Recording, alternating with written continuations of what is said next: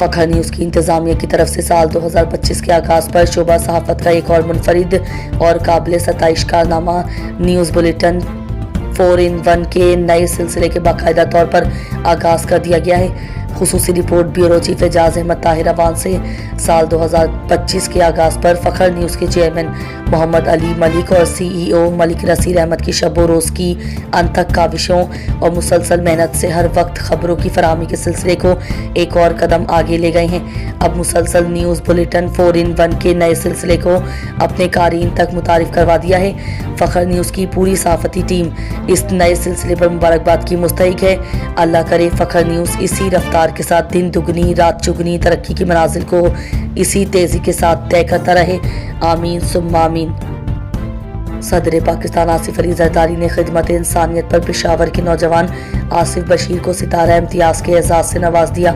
فخر نیوز کے bureau chief اعجاز احمد طاہر عوان کی رپورٹ۔ میڈیا رپورٹس کے مطابق صدر پاکستان آصف علی زرداری نے آج 24 جنوری 2025 کو ایوان صدر میں منعقدہ ایک تقریب میں آصف بشیر کو خدمت انسانیت کے شعبے میں نمایاں کارنامے پر حکومت پاکستان کا اعزاز ستارہ امتیاز سے نوازا۔ آصف بشیر نے گزشتہ سال 2024 حج کے دوران شدید گرمی کی وجہ سے بے ہوش ہونے والے 26 حاجیوں کو کندھے پر اٹھا کر ایمرجنسی کی صورت میں ہسپتال پہنچایا تھا۔ اس قابل ستائش عمل پر انہیں یہ اعزاز دیا گیا ہے۔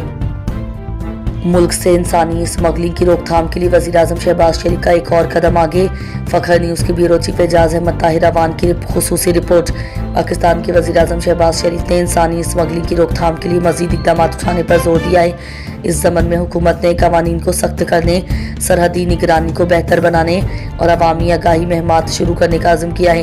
وزیر اعظم نے متعلقہ اداروں کو ہدایت دی ہے کہ انسانی اسمگلنگ کے نیٹ ورک کا خاتمہ کیا جائے اور اس گھناؤنے جرم میں ملوث عناصر کو قانون کے کٹہرے میں لایا جائے۔ اس کے علاوہ انسانی حقوق کی تنظیموں اور عالمی اداروں کے ساتھ تعاون کو بھی فروغ دینے کا اعلان کیا گیا ہے تاکہ متاثرین کو تحفظ فراہم کیا جا سکے۔